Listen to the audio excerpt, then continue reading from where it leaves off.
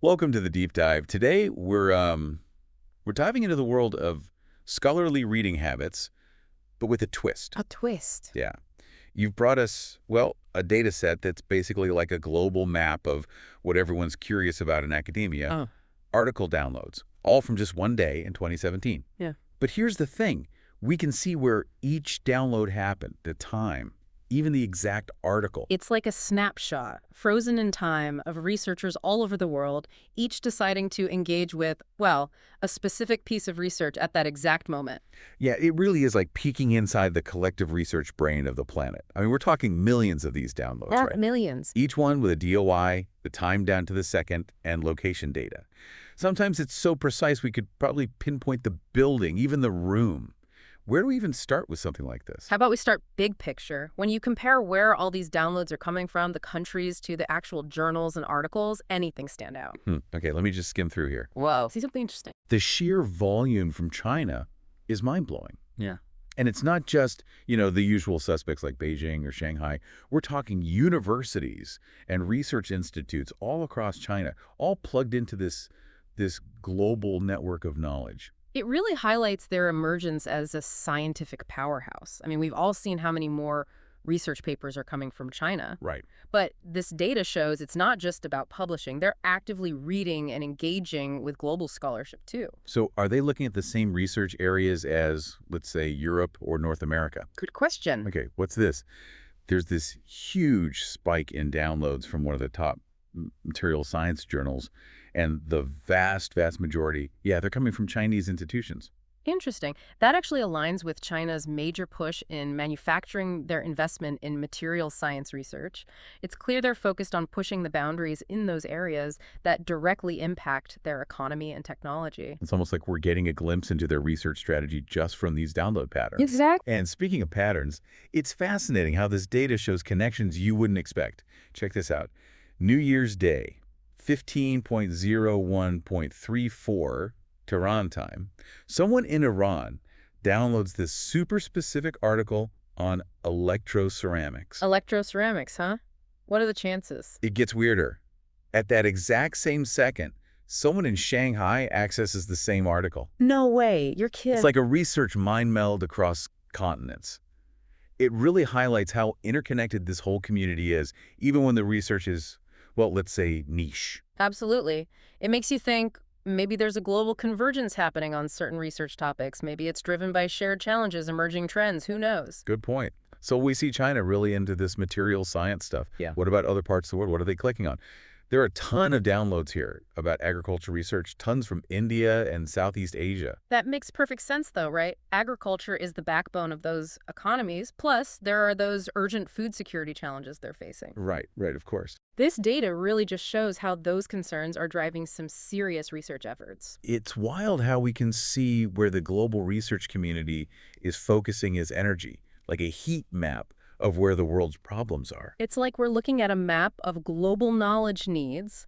All the hotspots line up with issues that are critical for those regions. And the detail is incredible. It's not just broad strokes like, oh, they're interested in agriculture. It's granular.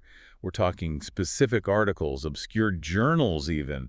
Look at this, a whole bunch of downloads about marine biology, and they're all coming from those small island nations in the Pacific. Of course, those are the folks on the front lines of climate change. Understanding how it impacts their oceans, that's essential for them. Makes you wonder, could we actually see new research areas being born just by watching these download patterns over time? I mean, Like imagine a sudden spike in downloads for, I don't know, quantum computing.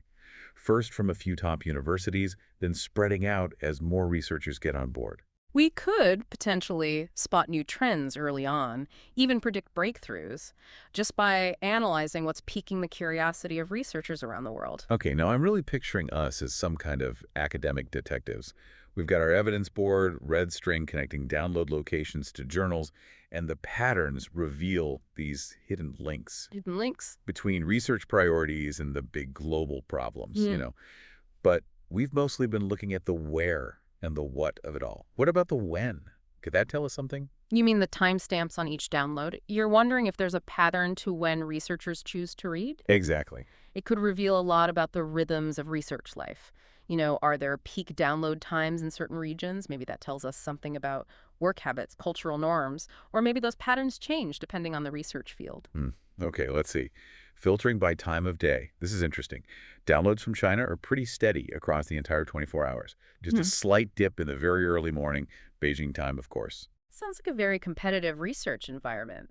Researchers burning the midnight oil to stay ahead of the game. Makes you wonder about the work-life balance over there. Yeah. Downloads from the US and Europe, though, totally different story. It's mainly concentrated during normal work hours. More of that traditional 9 to 5 approach. But remember, this is just one day's worth of data and a holiday at that. It's too soon to make any sweeping judgments. True, we need data spanning weeks, months, years to really understand work patterns, cultural differences. But it's still fascinating. It's like listening to the global research machine humming along, powered by all these individuals working across time zones. Speaking of working across borders, shouldn't we talk about the language aspect of all this? Oh yeah, good point. This data doesn't just show us what researchers are reading, but what language they're reading it in. And that tells us something about how knowledge flows around the world, and potentially about those language barriers that still exist in academia. Okay, so filtering by language of publication. Unsurprisingly, English language journals are the most popular, no matter where we look. To be expected, I suppose, considering English is basically the lingua franca of science these days. Right, right. But is it absolute dominance?